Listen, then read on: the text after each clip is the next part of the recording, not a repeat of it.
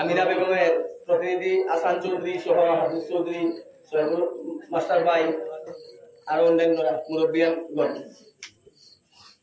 আজকে আমরা এখানে এসেছি নির্বাচনী জনসভার নির্দল প্রার্থী আমিনা বেগমের হয়ে আপনাদের সামনে আমাদের কিছু কথা তুলে ধরতে। তার প্রারম্ভেই আমি এই যে পঞ্চায়েত নির্বাচনের উদ্দেশ্য কি সে বিষয়ে সামান্য আলোকপাত করার চেষ্টা করব। আমাদের ভারতবর্ষের যে ধর্মনিরপেক্ষ সংবিধান রয়েছে, সেই সংবিধানে আমাদের পঞ্চায়েত রাজের কথা বলা হয়েছে।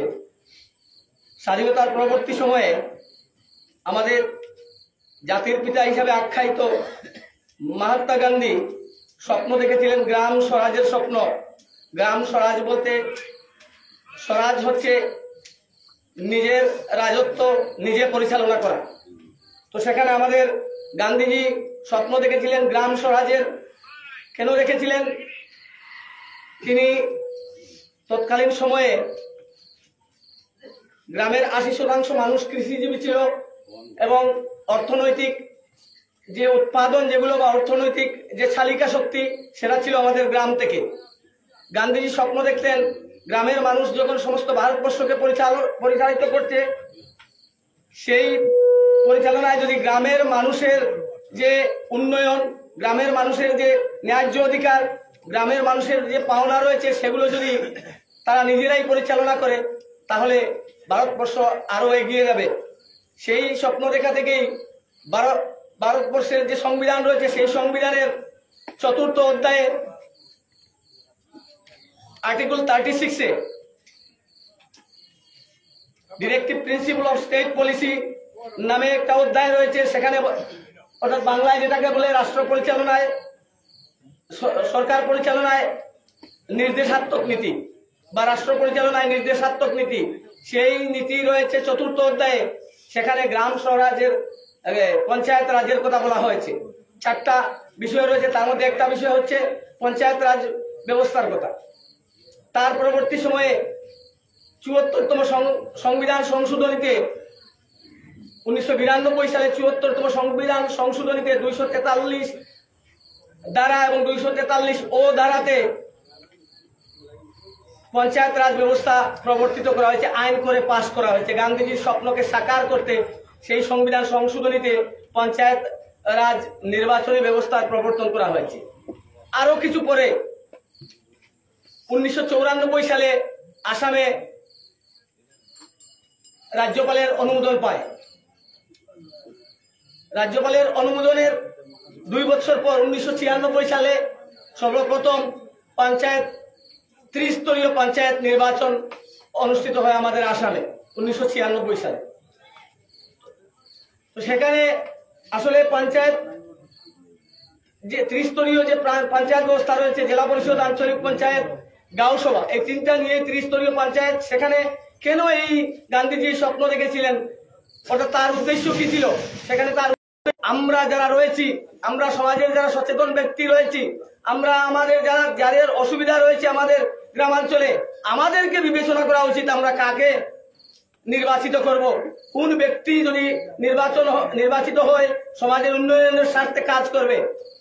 সেখানে আবেগ দিয়ে যদি আমরা ভোট দেই, সেই আবেগ দিয়ে ভোট দিলে পরবর্তীতে আমাদেরকেই পস্তাইতে হয়। 5 বছর আমরা পস্তাই আর বলি আগামীতে আমরা ভালো করে একজন প্রতিনিধি নির্বাচন করব। বন্ধুগণ, আপনারা মনে রাখবেন, যদি আপনারা বিগত 5 বছর আপনারা কোনো ভুল করে থাকেন, সেটা শুধরানোর সময় এই সময় এসে গেছে। এই সময়ে যদি আবার আমরা ভুল করি, আমরা ভুল করে কোনো আবেগের বশীভূত হয়ে আমরা কোনো প্রতিনিধি নির্বাচন করি, তাহলে আগামী 5 বছর আমাদেরকে আবার পস্তাতে হবে। সেই জন্য আপনাদের কাছে বিনম্র অনুরোধ, এই নির্বাচনে আপনারা কোনো আবেগের বশীভূত না হয়ে, এখানে বিভিন্ন ধরনের উন্মাদনা আসবে, বিভিন্ন ধরনের প্ররোচনা আসবে, বিভিন্নভাবে আপনাদেরকে বোঝানোর চেষ্টা করা হবে। তো আসলে আপনার ভালো, আপনার সমাজের চিন্তা শুধুমাত্র আপনিই জানেন, আপনার অসুবিধার কথা আপনিই জানেন। সেখানে আমদানি করা নেতা এসে আপনার অসুবিধার কথা জানতে পারবে না, আপনার অসুবিধার কথা চিন্তাও করবে না।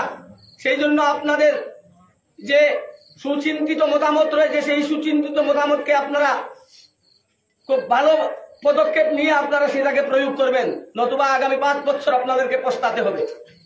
আপনারা জানেন এখানে রয়েছেন নির্দল প্রার্থী আমিনা বেগমের প্রতিনিধি আহসান চৌধুরী।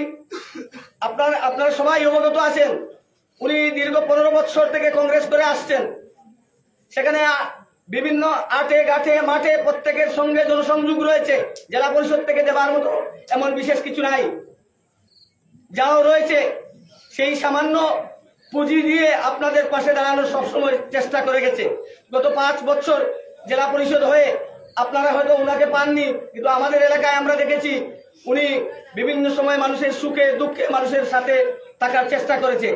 তো পরবর্তীতে রেজাল্ট কি হলো, আমাদের যে, আমি কোনো রাজনৈতিক দলের সদস্য নই, রাজনৈতিক দল নিয়েও আমার খুব বেশি বলার কিছু নেই, কিন্তু রাজনৈতিক দলগুলোর যে বিশৃঙ্খলা রয়েছে সেই জায়গায় আমার বলার অধিকার রয়েছে, যেহেতু আমি এই ভারতের নাগরিক এবং এই রাজনৈতিক দলগুলো আমাদের কাছে বারবার আসে, সেই জন্য সেখানে আমিও বলার অধিকার রাখি। আজকে আপনারা বিগত দিনে দেখেছেন কংগ্রেসের টিকিট নিয়ে কিভাবে সিনেমিনি খেলা হয়েছে।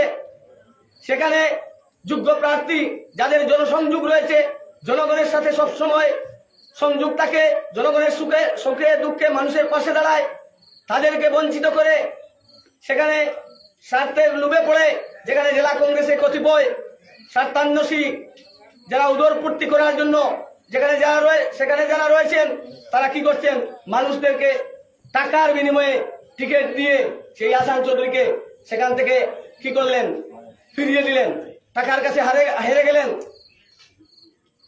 কারণ সেখানে এই টাকার খেলাটা কোন জায়গায় জমেছে, আপনারা যদি একটু অতীতে যান, সামান্য অতীতে যান, আপনারা দেখবেন গত লোকসভা নির্বাচনের সময় আপনারা গ্রামে গঞ্জে সব জায়গায় মানুষ একজন যোগ্য প্রার্থী নির্বাচিত করার জন্য আবেগান্বিত হয়ে পড়েছিল। সেই আবেগান্বিত হয়ে পড়ার পরে হাফিজ রশিদ চৌধুরী সাহেব উনি এসেছিলেন, আমরা সবাই আবেগের বশীভূত হয়েছিলাম, কারণ উনার ব্যক্তিত্ব রয়েছে, উনার সেই ব্যক্তিত্বে আমরা বিমোহিত হয়ে উনাকে আমরা যোগ্য প্রার্থী হিসাবে বিবেচিত করে উনাকে আমরা সংসদে পাঠাতে চেয়েছিলাম। আর সেই হাফিজ রশিদ চৌধুরীর হয়ে গ্রামে গঞ্জে একই আওয়াজ উঠেছিল, সেই আওয়াজে আমরাও গা মিলিয়ে সেখানে আমরা কংগ্রেসের যে হাওয়া সেটা আমরা গ্রামে গঞ্জে একেবারে সব দিকে আমরা বড়িয়ে তুলেছিলাম। সেই বড়াটাই হচ্ছে কাল। সেই সময় যদি সেই আবেগ না উঠতো তাহলে আজকে কংগ্রেসের টিকিটের দাম বাজারে থাকতো না। আমরা গ্রামাঞ্চলের মানুষ কংগ্রেসকে কিছুটা ভালোবাসি, আর কিছুটা হাফিজ রশিদ চৌধুরীকে ভালোবেসে আমরা যে হাওয়া তুলেছিলাম সেই হাওয়ার ফায়দা লুটেছে কারা, আপনি আমি লুটতে পারিনি। যদিও হাফিজ রশিদ চৌধুরী সাহেব ব্যর্থ হয়েছেন, কিন্তু জেলা কংগ্রেসের কতিপয় স্বার্থান্বেষী নেতা সেই হাওয়াকে কাজে লাগিয়ে উনাদের উদর ভর্তি করেছেন, পেট ভর্তি করেছেন। সমস্ত বরাক ব্যাপী সেই বাজার ধরা হয়েছে, সেখানে সেই টিকিটের মূল্য অত্যন্ত চড়া দামে বিক্রি করা হয়েছে। আজকে আপনারা দেখতে পেয়েছেন প্রদেশ কংগ্রেসের নেতারা সেখানে ইনকোয়ারি কমিশন বসিয়েছে যে এখানে সত্যিকার অর্থে দুর্নীতি হয়েছে, টিকিট বিক্রি করা হয়েছে। তো আমি সেদিকে যাচ্ছি না। আজকে যেখানে আহসান চৌধুরীর টিকিট পাওয়ার কথা ছিল, টাকার কাছে হেরে গিয়ে তিনি জনগণের কাছে গিয়েছিলেন নমিনেশন দেওয়ার আগের দিন। আমরা কয়েকজন মিলে ডাক দিয়েছিলাম, আমি রাজনীতি করি না, উনার আহসান চৌধুরী কি রাজনীতি করেন সেটা নিয়ে আমার মাথা ব্যথা নেই, কিন্তু যখনই দেখলাম দীর্ঘদিন একটা ছেলে কাজ করে যাচ্ছে, তারপর ওকে প্রতারিত করা হয়েছে, তখন আমাদেরও আবেগ উছলে পড়লো। আমরা আমাদের বন্ধু বান্ধব এদেরকেও ফোনের মাধ্যমে বললাম কি করা যায়, সবাই মিলে আমাদেরকে বললো যে কাজ করো, একটা সভা আহ্বান করো। আহসানকেও বললাম তুমিও তোমার যারা অনুগামী রয়েছে, তোমার ফ্যান ফলোয়ার যারা রয়েছেন, তুমি তাদেরকেও বলো আহ্বান করো এই সভায় আসতে। নমিনেশনের আগের দিন 7টার সময় ওনার বাড়িতে আমরা একটা সভা করেছিলাম। সেই সভায় মানুষের যে আবেগ আমরা সেদিন দেখেছিলাম, আহসান চৌধুরীকে যেভাবে মানুষ ভালোবাসে, গ্রামে গঞ্জে কোনায় কোনায় যেভাবে ভালোবাসে, তার আবেগ সেদিন প্রতিফলিত হয়েছিল। আপনারা সোশ্যাল মিডিয়া অনেকটা দেখেছেন। সেদিন অফার এসেছিল ইউডিএফ থেকে টিকিট নেওয়ার জন্য সেদিন প্রস্তাব পাঠিয়েছিলেন ইউডিএফ এর কেন্দ্রীয় কমিটির এক সদস্য আব্দুল্লাহ ভাই। সেদিন তৃণমূল কংগ্রেস থেকে সুস্মিতা দেব ফোন করে বলেছিলেন তৃণমূলের টিকিট নেওয়ার জন্য। আম আদমি পার্টি থেকে সাহাব ভাই সেখানে বলেছিলেন, শাহাবুদ্দিন নিলামবাজারের উনিও বলেছিলেন ওনার দলের টিকিট নেওয়ার জন্য। আরো দুই এক পার্টি ওনাকে টিকিট নেওয়ার জন্য বলেছিল। কিন্তু সেখানে জনগণ সেদিন সিদ্ধান্ত নিয়েছিল, টাকার কাছে যে জায়গায় হেরে গেছো সেখানে আমরা তোমাকে হারতে দেব না, ভালোবাসার জয় হবে। আমরা যদি তোমার সঙ্গে থাকি তুমি নির্দল হলেও বিজয় করবে ইনশাআল্লাহ। সেই আবেগ থেকে আমরাও সবাই ওনাকে মতামত দিয়েছিলাম, তুমি আর কোনো দলের টিকিট নিও না, আজকে তুমি নির্দল হিসাবে তোমার নমিনেশন দাখিল করো। সেখানে আজকে ওনার বিরুদ্ধে সেখানে প্রপাগেন্ডা এসেছে উনি নাকি সিদ্দিকের লোক। আর সিদ্দিক আহমেদ মহাশয় উনার লোক কিভাবে হবে? উনি একজন বিধায়ক। কেউ কেউ বলছেন ডিলিমিটেশনের সময় উনি নাকি সিদ্দিক আহমেদের সাথে দুই একটা মিটিং করে কাজ করেছিলেন। উনি নাকি অরুণোদয় প্রকল্পের সময় সিদ্দিক আহমেদের সঙ্গে কাজ করেছিলেন। আপনারাই বিবেচনা করুন, যদি আপনার এলাকার বিধায়ক আপনাকে ছেড়ে যান আর অন্য বিধায়ককে ডিলিমিটেশনের পরে দক্ষিণ করিমগঞ্জের সঙ্গে আমরা সংযুক্ত হয়েছি, সেখানের বিধায়ক তো স্বাভাবিকভাবেই আমাদের বিধায়ক। আপনার যদি কোনো কিছু থাকে, জেলা পরিষদের তো এমন ব্যাপক অর্থাৎ ক্ষমতা নেই, সেই ক্ষমতা তো এই বিধায়কদের রয়েছে। তো বিধায়কের সঙ্গে তখন যদি সেই বিধায়কের সঙ্গে থেকে যদি আপনাদের ডিলিমিটেশনের জন্য যদি কোনো কাজ করে থাকে, অরুণোদয় প্রকল্প দেওয়ার জন্য যদি কোনো কাজ করে থাকে, বা অন্যান্য বিষয়ে যদি দুই একদিন সভা করে থাকে, সেখানে কি উনি সিদ্দিকের লোক হয়ে গেলেন? এখানে যদি মিশন দাস থাকতেন বিধায়ক, তাহলে কি আমাদের প্রতিনিধি যারা আমরা পাঠিয়েছি ওনারা কি আমাদের উন্নয়নের জন্য ওনাদের সাথে হাত মিলিয়ে সেই কাজ করতেন না? সেটা আপনাদের বিবেকের কাছে দিয়ে গেলাম। আজকে যারা বলছে সিদ্দিকের লোক, কমলাক্ষের লোক বা অন্যান্য কারো লোক, আরে সিদ্দিকের একটা ভিডিও বের হয়েছে, সেই সিদ্দিকের প্রার্থী নাকি উনি। এখানে সিদ্দিকের সমর্থনে কি আসে যায়?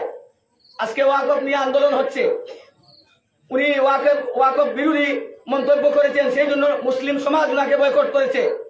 উনি বিজেপিতে গিয়েছেন, হাফ বডি পাস হিসাবে বিজেপিতে এমপি বোর্ডে ছিলেন তিনি, সেখানে মুসলিম সমাজ ওনাকে বয়কট করেছে। তো এখানে সিদ্দিক আহমদের সমর্থনে আমাদের কি আসে যায়? উনি উনার নিজের যে অবস্থান, সেই অবস্থান নিজেও বলতে পারবেন না। অতীতে উনি ছিলেন মশাল পার্টি, তারপর ইন্ডিপেন্ডেন্ট, তারপর তিনি কংগ্রেস, কখনো ইউডিএফ, কখনো এজিপি, কখনো বিজেপি, নিজের অবস্থানে ঠিক নেই। আর উনি এই একটা মন্তব্য দিয়ে দিলেন যে নির্দল হিসাবে আমরা আসান চৌধুরীকে সমর্থন করছি। আরো 4 জনের কথা বলেছেন। উনি কেন এই কথাটা বলেছেন আপনারা যদি একটু গভীরভাবে চিন্তা করেন তাহলে বুঝতে পারবেন। উনি আসামের মুখ্যমন্ত্রী মাননীয় হিমন্ত বিশ্ব শর্মার হাত ধরে রাজনীতি বর্তমানে করছেন। হিমন্ত বিশ্ব শর্মাকে দেখানোর মতো ওনার কাছে কোনো কাজ নেই, কারণ জনগণ আজকে ওনাকে বয়কট করেছে। যে এখানে দেখেছেন 4 জন নির্দল প্রার্থী জয়ী হওয়ার সম্ভাবনা রয়েছে। উনি নিজেও ওনার লোক পাঠিয়ে চতুর্দিকে দেখেছেন, এলাকা ঘুরে ঘুরে দেখেছেন যে এদেরকে খুব বেশি মানুষ সমর্থন করছে। তাই হিমন্ত বিশ্ব শর্মার কাছে আগে ভাগে এই ক্রেডিট নেওয়ার জন্য উনি ওনাদের নাম বলে দিলেন। আর যেই উনি বললেন হুঙ্গির ভাই, শুনে আমাদের আনন্দের সীমানায় আমাদের প্রতিদ্বন্দ্বী পার্টিরা গ্রামে গঞ্জে ছড়িয়ে দিচ্ছে আসান চৌধুরী নাকি সিদ্দিকের লোক।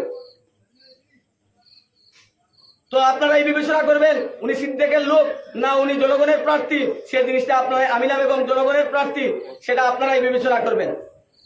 আমাদের প্রতিদ্বন্দ্বী যে প্রার্থী রয়েছেন আর প্রতিদ্বন্দ্বিতা অন্য কারোর সাথে নেই। এখানে কংগ্রেসের প্রার্থী বললাম নির্দল আসান চৌধুরী, উনারাও বয়ে পেয়ে গিয়েছেন আসান চৌধুরীর জনসমর্থন থেকে, উল্টা পুল্টা বলছেন। তো এখানে যারা আমাদের প্রতিদ্বন্দ্বী প্রার্থী যিনি রয়েছেন উনার অতীতের রেকর্ডটাকে চেক করে একটু দেখবেন। উনি কখনো রাজ্যের দল করেছেন, উনার স্বার্থের জন্য উনি কখনো কংগ্রেস করেছেন, উনার স্বার্থের জন্য উনি অন্যান্য পার্টি করেছেন। তারপর দেখবেন এখানে দুইবার তাকে জেলা পরিষদ হিসাবে ওনার এলাকার লোক পাঠিয়েছিল, সেখানে কতটুকু উন্নয়ন করেছেন মানুষের। তিনি সমবায় সমিতির দীর্ঘদিন থেকে চেয়ারম্যান, সেখানে লুণ্ঠন রাজ ব্যবস্থা কায়েম করে রেখেছেন, ওনার পরিবারের নিকটাত্মীয়দেরকে চাকরি দিয়েছেন। তাহলে ওনার যদি অতীত যদি এইভাবেই থাকে তাহলে আজকে উনি এসে আমাদেরকে কি দেবেন? এই জিনিসটা আপনারা বিবেচনা করবেন। আপনাদের বিবেচনার জন্য বলে যাচ্ছি, আমাদের ঘরের ছেলে যতই খারাপ হোক আমরাই তাকে খুলে তুলে নেব, কারণ সুখে দুঃখে তাকেই আমরা পাবো। সাদা পাঞ্জাবি পরা, গলায় আসামি গামছা দিয়ে যে সমস্ত নেতা বলেরোতে ঘুরে বেড়ান, তাদেরকে আপনারা পাশে পাবেন না। উনার বাড়িতেও যেতে পারবেন না, বাড়ি তো বহুত দূর, উনার বাড়িতেও আপনি যেতে পারবেন না। বাড়িতে যদি যান কষ্ট মষ্ট করে, পুরো একটা হাজিরা নষ্ট করে, তাহলে উনার দেখা পাবেন না। উনার ছেলে রয়েছে, উনার আরো দলাল রয়েছে, উনি মস্ত বড় নেতা, মস্ত বড় ব্যবসায়ী। উনি 6 মাস থাকবেন কমলা পাড়তে, আর 6 মাস থাকবেন এখানে আপনাদের সাথে। আপনার সুখে দুঃখে উনি থাকার উনার সময় থাকবে না। তাই তারপরে আমাদের যে প্রতিদ্বন্দ্বী, তার বিরুদ্ধে যে অভিযোগ উঠেছে, উনি নাকি মুকামের জায়গা হরপ করেছেন, আদালতে মামলা চলছে, পাল্টা বিবৃতি দিচ্ছেন, এবার লোক দেখানো বিবৃতি চলছে, উনি নাকি হরপ করেননি। আপনারা একটু খবর নিয়ে দেখবেন, উনার বিরুদ্ধে যে অভিযোগ এসেছে সেটার সত্যতা কতটুকু রয়েছে, সেই জিনিসটাও আপনারা খেয়াল করে দেখবেন। প্রার্থী, যে কোনো প্রার্থীকে আপনারা যদি ভোট দিতে হয়, প্রার্থীর অতীতটাকে একটু চেক করে দেখবেন, প্রার্থীর বর্তমানটাকেও একটু চেক করে দেখবেন। যদি সেই প্রার্থী আপনার মনোপুত হয়, তাহলে সেই প্রার্থীকে আপনি আপনার মূল্যবান ভোটটা দিয়ে জয়যুক্ত করবেন, নতুবা আপনি বিবেকের তাড়নায় আগামী 5 বছর পস্তাতে হবে আপনাদেরকে। তাই আমি বলে রাখছি, আপনারা আপনাদের মূল্যবান ভোট কোনো আবেগের বশবর্তী না হয়ে আমাদের ঘরের ছেলেকেই দিয়ে দেবেন। এই বলে আমি আমার বক্তব্য এখানে শেষ করছি। ধন্যবাদ।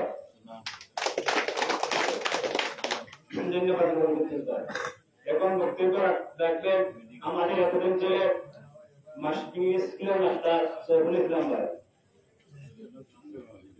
আমার অত সংখ্যা কথা হচ্ছে ফটাফট সংখ্যা সংখ্যা মাথার জিনিস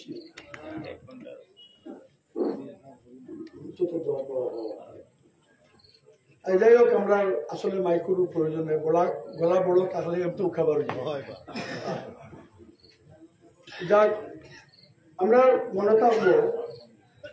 আমি ছোটটাকে বলেছি না, দেশ যখন আমার বাবা জীবিত আসলাম, এক পরিবারের মানুষ আসলাম, তখন দেশে যখন আরম্ভ করিয়া ওই যে জয়নাল আবদিন একবার আসলেন, আমরা ওর এলাকার জেলা পরিষদ জয়নাল আবদিন, হয়তো আপনারা জানতে পারবেন। ভদ্রলোক 2বার ট্রাই করছো, 2বার চেষ্টা করছো, মরিয়ার চেষ্টা করছো, জেলা পরিষদ দিকা বিফল হয়েছে। আর 3 নম্বর বার জেলা পরিষদ যখন হয়ে গেছো, এরপরে তাকিয়া প্রয়োজনীয় সরকারি সভা সমিতি ব্যতীত কোন মানুষ যাতে আর বেটার দেখা আমার শুনি না। বেটা বিগত 2বার চেষ্টা করিয়া বিফল হইয়া কত লক্ষ লক্ষ টাকা, কত সময়, কত পরিশ্রম, কত টাকা খরচ করার পরে 3 নম্বর বার জেলা পরিষদ দেওয়ার পরে কিন্তু আমরা লেগেছি বেটা। এখন কথা হইল, এই যখন জেলা পরিষদ হয়েছিল, কোন এক মানুষের এক কাজও করছেন না, এর ডিফোর আসলো। আপনারা এই এলাকার আসলেন না, আমরা ওই এলাকার আসলেন, এক কাজও করে করছেন না, কোনো মানুষের দেখাও হয়েছে না। মানুষ তো আইব সারা আসবি এলাকায়, না জেলা পরিষদের মানুষেরা গেছেন গিয়া দেশ সারিয়া সব জায়গাতে আছে। নির্বাচন আইব, নির্বাচন দেখব, নির্বাচন ভোটের আগের দিন পর্যন্ত সবার মাথা এইরকম হ্যাং হয়, বুট একু ভিতরে আউলাইলাই এক এক বন্দারে এগু কুম্বাই দিতাম, খারে দিতাম, এই নয় খুচরা, এই নয় খুচরা, সব থেকে আইটা হলে আমারে দেবো, আমারে দেবো। যাই হোক, আমরাও বিবেচনা করে দরকার। এরা মা তুলল, আমি একদিনই চিন্তা করে দিয়েছি, আমার বদরুলের বাড়ির তো শনিবারই নয়, শনিবারই গেছি, বুঝা যায় যাইতে যাইতে দুনিয়া যেন শেষ হয়েছে, অন্য তার বাড়ি না, হয় যাইতে যাইতে যাইতে যাইতে দুনিয়া যেন শেষ হয়েছে, অন্য তার বাড়ি, রাস্তার তো আর কোনো ইয়ে নেই। যাই হোক, এই প্রার্থীর বাড়ি কেন সাইডলাইন রোডের দাঁড়ো আছে, ফুলাউড়িতে আছে, ফুলাউড়ি, বাণীঘাট, বরশিলা, বিতুলপুর, আমার আকবরপুর ফুড়ে, জিপি, মাইলগ্রাম, অত বৃহত্তর জনসংখ্যা বেশি মানুষ জনসংখ্যার সাথে এরিয়াটা, এটা বলছে আমরা জেলা পরিষদ, এর মানুষও বাড়ি। আর এখনো সীমা নাই, কারণ 10 বছরও জেলা পরিষদ কতটা নাকল আছে তার, তাই না এখন নিউ চলে নিতে পারবা। মানুষের সঙ্গে তার অত সম্পর্ক পুটোর বলে হইতো না, তাই না? একজন বিরাট ব্যবসায়ী মানুষ, ব্যস্ত মানুষ, কোন জেলা পরিষদের কারণে হাইল করে লিয়াও বইতে না পুটোর বাড়ি, খেয়াল দেবে দেবে টাকা বাড়াইয়া দিতে না স্কিম ধরবা যেটা আইব স্কিম ওই স্কিম যদি আই মনে করেন সারা পরবর্তী নির্বাচন আইয়া হইতে পারবে এগুলো তো সোলার লাইট টাঙ্গাইয়া দিছি একটা কিছু তো রাখতা আপনারা শর্ত সাপেক্ষ বুট চাইন না কেউ বাতুন না বলে আপনারা বুট দেব আপনার কিতা কিতা করবা সারা গোলাপ বাঙ্গিয়া দেন যে নাই বুট লইয়া আপনি কিতা কিতা করবা আপনারা ভাইমুনি দেখমুনি আপনার ছোটখাটো কোনো অবদান রাখবানি এটা মাঠ না মাতিয়া খালি তাইনার হইলা বুট দেওয়া আমরা দিলাইতাম এটা তো অত সস্তা নাই বুটি তো বহুত মূল্য আছে ঠিক আছে এখন আমরা দেখিয়া যেহেতু আমরা মুখে নাকি এটা প্রশ্ন আয় না শর্ত আয় না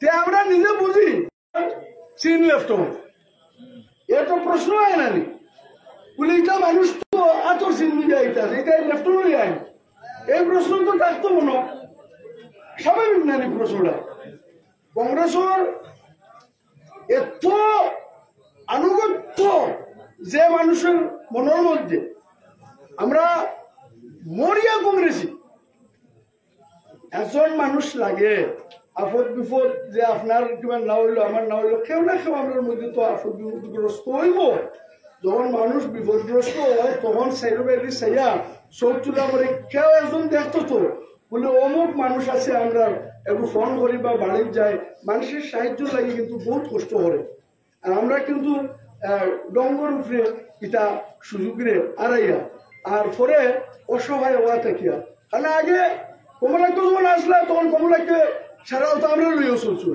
তাই তো আর ঠান্ডানোর সংখ্যাগুরু সমাজের বুটতে পাইছো না আমরা সমাজের বুটু পাইছো আমরা মানুষের বুট পাইছো আমরা মানুষের বুটু পাইছো আমরা মানুষের নেতা হয়েছো না আমরা মানুষের খাওয়া হচ্ছ আজ কিন্তু আমরা ওলা অসহায় অন্তত পক্ষে এই যে জেলা পরিষদ অনুমান করলেন প্রায় এক MLA এরিয়ার সমান 1,08,000 বুটালা একটা জেলা পরিষদ আর মাত্র 32,000 জেলা পরিষদ বুট 32,000 বুটেও জেলা পরিষদ এক MLA এরিয়ার সমান এই জেলা পরিষদ গতিকে এই জেলা পরিষদ সবথেকে গুরুত্বপূর্ণ জেলা পরিষদ এবং এই জেলা পরিষদের মানুষের যদি সুন্দর সুষ্ঠু একটা নির্বাচনে অংশগ্রহণ না করিয়া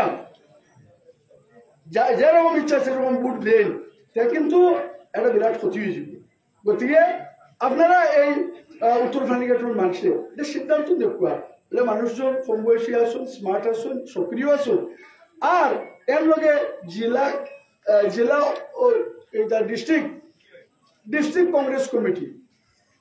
কংগ্রেস কমিটির যে অন্যায়টা করছে এই অন্যায়টা আমরা প্রতিবাদ করি আজ বিক্ষুব্ধ দেখবা প্রার্থী বিজেপির নাই তারা কাছে স্বচ্ছতা আছে তারা হয়ে পরিষ্কার বুথে জনসম্মুখে আমনে সামনে প্রার্থী ঠিক করে দিলে এটা কি বিক্ষুব্ধতা করতো বিক্ষুব্ধ তখনও মানুষ হয় যখন ব্যাক পকেটে দিয়ে পয়সা লইয়া অযোগ্যরে মানুষের টিকিট দিলে আর হকিকতে যে মানুষটাই দীর্ঘদিন থেকে দলের তলে খাটিয়া এলো প্রতিবাদ করলো আন্দোলন করলো দলের সমর্থন করলো আর টিকিট দেওয়ার দিন ব্যাক পকেটে যে পয়সা লইয়া এই মানুষটারে বঞ্চিত করে নিল ন্যায় থাকে যারা লোক অন্যায় করা হয়েছে তারা এখন আদালত গিয়া হইতে পারতো না যে 15 লক্ষ টাকা আমার লইয়া আমার টিকিট দিচ্ছেন না এই কথা আদালত গণতন্ত্র আদালত হইল জনগণ ও জনগণের আদালত থেকে মানুষজনের প্রতি ন্যায় করে নেই আমরা যে তারা 15 লাখ টিকিট দিলে আমরা দাঁড়িয়ে ভোট দেওয়ার লাগে তারা 15 লাখ 16 লাখ যদি টিকিট বেছো হয়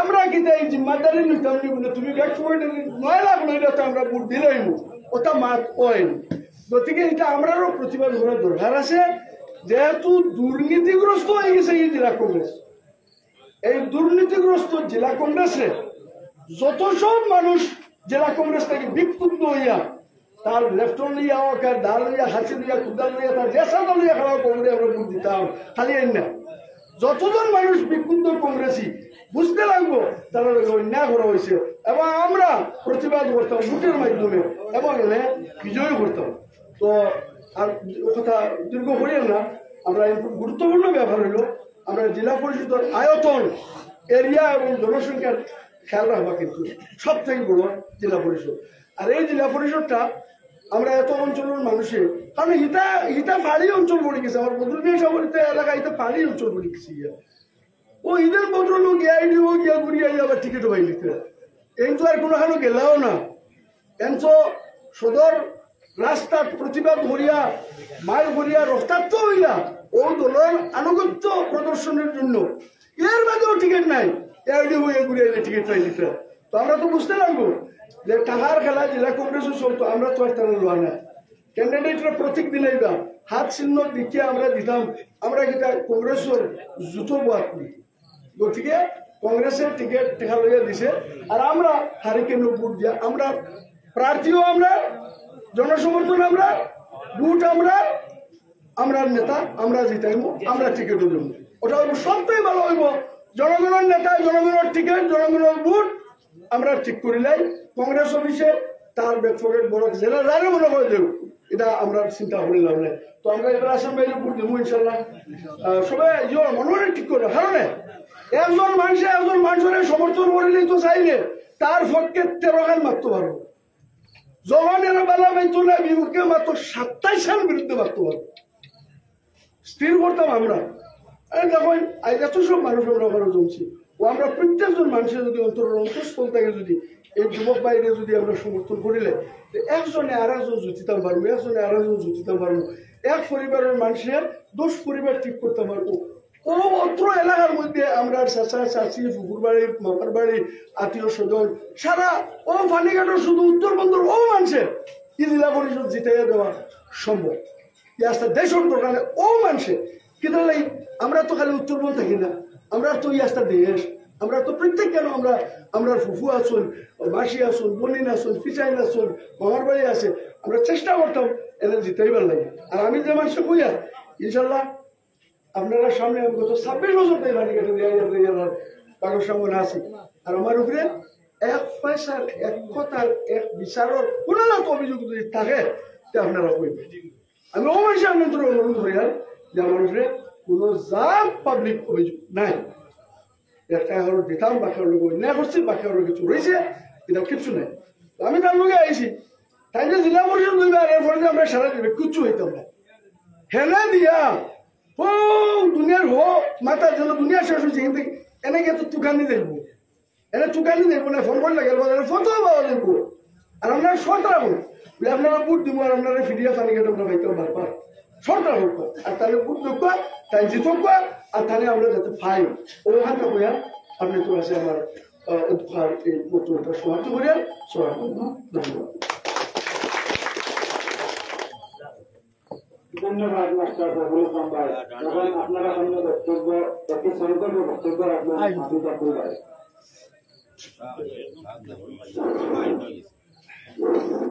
আসসালামু আলাইকুম রাহমাতুল্লাহি ওয়া বারাকাতুহু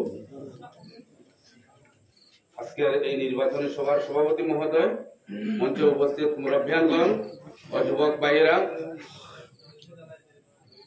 আজকে আপনাদের সম্মুখে এসেছি 2-4টি কথা বলার জন্য মুরব্বিয়ানগণ ও যুবক ভাইয়েরা আমিনা বেগমের প্রতিনিধি বজলুল হক হাসান আপনাদের সম্মুখে আছেন উনি নির্বাচিত হলে কি করবেন না করবেন উনিই বলবেন উনার কথাগুলা আমাদের মুখ দিয়ে বলা উচিত নয় আমরা বলবো না উনিই বলবেন আমি শুধু আপনাদের কাছে উনার বিগত দিনের কিছু কথা তুলে ধরবো এবং ভারতীয় জাতীয় কংগ্রেসের বিগত দিনের কিছু কথা তুলে ধরব মুরব্বিয়ানগণ ও যুবক ভাইয়েরা আপনারা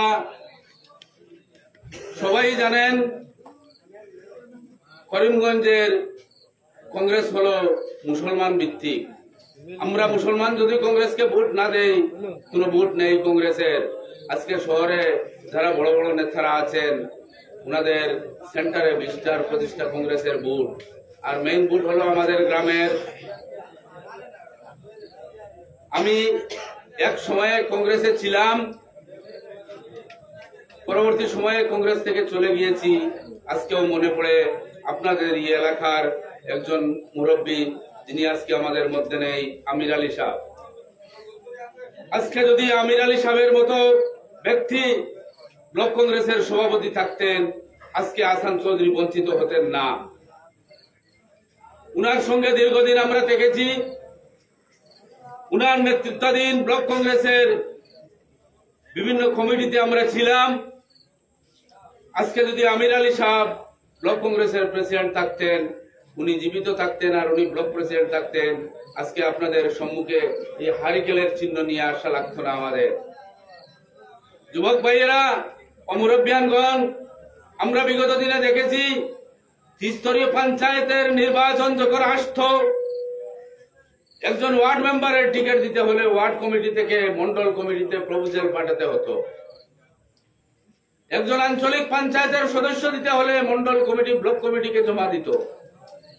এইভাবে সবের রিপোর্ট ব্লক কংগ্রেসে আসতো, ব্লক কংগ্রেসে প্যানেল বানিয়ে জেলা কংগ্রেসে দিত, টিকিট মনোনীত করা হতো।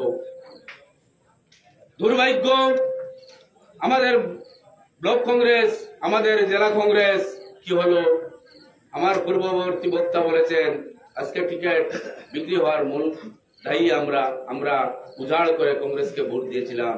আজকে 20 লক্ষ 25 লক্ষ টাকা কংগ্রেসের টিকিট বিক্রি হচ্ছে।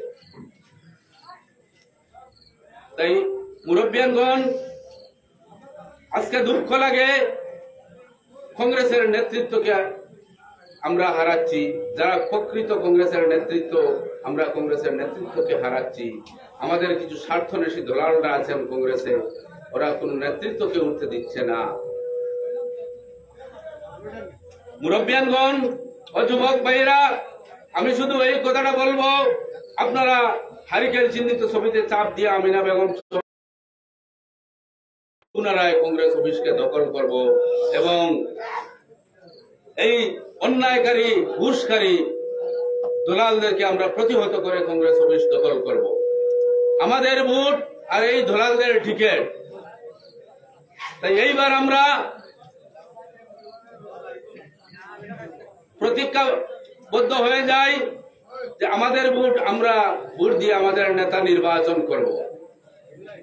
এই বন্ধুগণ, আমি সময় অল্প, আর কিছু বলতে যাচ্ছি না। আমি শুধু এইটাই বলবো, কংগ্রেসের প্রার্থী আমার বড় ভাই বদরুল হক সাহেব, উনি যখনই নির্বাচনী প্রচারে আসেন, আপনাদের ওখানেও এসেছিলেন, আপনারা দেখেছেন, আরো প্রত্যেক বাজারে বাজারে যাচ্ছেন। উনার শুভর সঙ্গী যারা আছেন, আপনারা, আমি কাউকে নাম ধরে বলবো না, আপনারা দেখেছেন বিগত পঞ্চায়েত ইলেকশনে বিজেপির টুপি পরা। যদি আপনারা বলেন আমার মোবাইলে আছে, আমি বিজেপির টুপি পরা অবস্থায় দেখাবো বিগত লোকসভা নির্বাচনে। আমার এক বড় ভাই উকিল কবির সাহাব, উনি আমার বড় ভাই, উনি মাইকে উঠে বলেন কি আসান চৌধুরীর সঙ্গে আর লোক নেই। 2-3 জনের কথা উনি মুখ্য উদ্দেশ্য করে আমাকে গালি দেন। মুরব্বিয়ানগণ ও যুবক ভাইয়েরা, আমার বাড়ি আমিনপুর, আমি একজন ক্ষুদ্র ব্যবসায়ী, একদম গরিব ঘরের ছেলে ছিলাম আমি। আজকে ব্যবসা করে মোটামুটি 3 ডাল ভাত খাচ্ছি। উনি আমাকে প্রত্যেকটি জায়গায় আক্রমণ করছেন। আমি আপনাদেরকে কারো ব্যক্তিগত চরিত্র নিয়ে আক্রমণ করতে যাব না, এবং কারো ব্যক্তিগত চরিত্র নিয়ে আক্রমণ করাও ভালো নয়। উনার ব্যাপারে আমি শুধু 2-4টা কথা বলবো। পুরানা কথাগুলো বলে লাভ নেই। বিগত লোকসভা নির্বাচনে আমার উকিল কবির আহমেদ সাহেবকে আপনারা দেখতে পাননি। উনি প্রথম ছিলেন হাফিজুর রশিদ আহমেদ সাহেবের সঙ্গে। এরপরে বিজেপির সঙ্গে আঘাত করে উনি ঘরে বসে গেলেন, উনি চেন্নাই চলে গেলেন। উনি হলেন ফেসবুকের নেতা। উনার ক্ষমতা নেই উনার ওয়ার্ডে একজন ওয়ার্ড মেম্বার জিতানোর। আপনারা নিশ্চয় জানেন বিগত জেলা পরিষদ নির্বাচনে উনার স্ত্রী আমিনা বেগমের সঙ্গে প্রতিদ্বন্দ্বিতা করেছিলেন। আমিনা বেগম যে ভোট পেয়েছিলেন, বেশি যে ভোট পেয়েছিলেন, উনি ওই ভোটকেও পাননি। তাই উনি কি করতেছেন, ওই দুঃখটা এখনো ভুলতে পারেননি, আবুল তাবুল বকতেছেন। আমার উকিল সাহেব, আমার বড় ভাই অ্যাডভোকেট কবির সাহেব, উনি কোনো আলিমকে ছাড়েননি। উনার কাজই হচ্ছে আলিমদেরকে গালি দেওয়া। আমি কিছু মাদ্রাসার সঙ্গে জড়িত। আপনারা সবাই জানেন ফকিরবাজার আহমদ আলী মাদ্রাসা আছে, ওই মাদ্রাসার সুরা কমিটির মেম্বার আমি, মাদ্রাসা ডেভেলপমেন্ট কমিটির সভাপতি আমি, আমি জড়বাজার মাদ্রাসার কমিটিতে আছি, আমি নয়াবাজার মাদ্রাসার কমিটিতে আছি। উনি প্রায় সময় আমাদেরকে বলেন মাদ্রাসা হচ্ছে বেকারের ইন্ডাস্ট্রি। একজন মুসলমান হয়ে মাদ্রাসায় যারা পড়ে তাদেরকে বেকারের ইন্ডাস্ট্রি যদি বলা হয়, উনার মুসলমানে কতটুকু থাকলো? আজকে আতাউর রহমান সাহেবের মতো মৌলানাকে যদি কেউ গালি দেয়, উনি কতটুকু মুসলমান? আপনারা বিচার করবেন। মুরব্বিয়ানগণ ও যুবক ভাইয়েরা, আপনারা খবর নিয়ে দেখবেন উনার ঘর ফকিরবাজার আমার পার্শ্ববর্তী গ্রামে। যদিও পার্শ্ববর্তী গ্রাম হয়, আমরা প্রত্যেক দিনই ফকিরবাজারে থাকি, ফকিরবাজারে চলাফেরা করি। উনার নিচে পাওয়ের নিচে মাটি নেই, উনার বাড়ির লোক উনার সঙ্গে নেই, গ্রামের তো লোক নেই, উনার সঙ্গে উনার পরিবারের লোক নেই। বদরুল হক সাহেবের ছায়া সঙ্গী হচ্ছেন উনারা, যারা বিগত দিনে বিজেপি করেছিলেন, বিজেপির টুপি পরিয়েছিলেন, যারা মৌলানাদেরকে গালিগালাজ করেন, যারা মাদ্রাসা নিয়ে গালিগালাজ করেন, যারা মাদ্রাসাকে, আমি আমার 2 নম্বর ছেলেকে মাদ্রাসায় দিয়েছিলাম, আপনাদের দোয়ায় আল্লাহর আশীর্বাদে হাফিজ হয়েছেন, বর্তমান দেওবন্দে পড়তেছেন। উনি আমাকে আমার ঘরে গিয়ে যত পরামর্শ দিয়েছেন ছেলেকে আর মাদ্রাসায় না পড়ানোর জন্য। বেকার বানাচ্ছি ছেলেকে। উনি আলিম সম্প্রদায়কে দেখতে পারেন না। আজকে আমরা হিমন্ত বিশ্ব শর্মা, আমাদের খাল, আমাদের মুসলমানের শত্রু, তার চেয়েও বড় শত্রু হলেন অ্যাডভোকেট কবির আহমেদ চৌধুরী। অ্যাডভোকেট কবির আহমেদ চৌধুরী আমার বড় ভাই, আমি ওনাকে সম্মান করি বড় হিসাবে, কিন্তু ওনার যে চরিত্র, উনার চরিত্রকে ধিক্কার জানাই। উনার ব্যক্তিগত আরো কিছু ব্যাপার আছে, আপনাদের সম্মুখে বলা উচিত নয়, তাই না বলে পারতেছি না। আজকে আমরা যারা আসানের সফর সঙ্গী হয়ে এসেছি, আপনারা বিপদে আপদে যদি পড়েন, আসানকে না পান আমাদেরকে ফোন দিলেও, আর কোনো কিছু পারি না পারি আপনাদেরকে দেখতে আসবো, আপনাদের মুখে একটু জল দিতে আসবো। কিন্তু অ্যাডভোকেট কবির আহমেদ চৌধুরী, যিনি এইসব চিনেন না, উনি কৌটেও দেখেন না, উনার মেইন পেশা হচ্ছে লুড্ডু খেলা, টাকা দিয়ে লুড্ডু খেলা, উনার মেইন পেশা হচ্ছে জুয়া খেলা। তাই এইসব জুয়ারি নিয়ে, এইসব মাদ্রাসা বিরোধী, আলিম বিরোধীদেরকে নিয়ে যারা নির্বাচনী প্রচারে আসে, ওদেরকেও ধিক্কার জানাই বদরুল হক সাহেবকে। উনি কি লক্ষ্মীবাজার জেলা পরিষদ অঞ্চলে কোন মানুষ আর নেই উনার সঙ্গে? বিগত লোকসভা নির্বাচনে যারা বিজেপির টুপি পরিয়েছিল তাদেরকে নিয়ে নির্বাচনী প্রচারে আসতেছেন, যারা মসজিদের বিরোধিতা করতেছেন, যারা মাদ্রাসায় ছাত্ররা পড়লে ওরা বেকার ইন্ডাস্ট্রির ছাত্র, মাদ্রাসাগুলো বেকার ইন্ডাস্ট্রি, যারা মৌলানা আতাউর রহমানকে গালি দিচ্ছেন তাদেরকে সঙ্গে নিয়ে আসছেন। তাই মুরব্বিয়ানগণ ও যুবক ভাইরা, আমি আপনাদেরকে অনুরোধ করব, এইসব আবুল তাবুল বক্তৃতা না শুনে এই তরুণ যুবকের হাতকে শক্ত করার জন্য আমিনা বেগমকে ভোট দিয়ে আগামী দিনে আপনারা জয়যুক্ত করুন হারিকেল চিহ্নিত ছবিতে। আর আপনারা প্রত্যেকেই এক একজন নেতা বনুন। আমাদের ভোট শহরের নেতা আমরা চাই না, আমাদের ভোট আমরাই নেতা। আজকে এই অঞ্চল ধরে নেতা বনবো। আজকে বুক ফুলিয়ে বলতে পারি, আসান চৌধুরী জেলা পরিষদে, আসান চৌধুরীর যে প্রার্থী আছেন উনি জেলা পরিষদের প্রতিনিধি হয়ে গেলে ইনশাআল্লাহ আমরা কংগ্রেস অফিস দখল করব। এই পানিঘাট অঞ্চলের নেতৃবর্গ থাকবেন জেলা কংগ্রেসে। আজকে দালালদেরকে হটিয়ে আমরা কংগ্রেস দখল করব। এই বলেই আবার আপনাদের কাছে আকুল আবেদন করব, আপনারা আগামী 2 তারিখ হারিকেল চিহ্নিত ছবিতে ছাপ দিয়ে আমিনা বেগমকে বিপুল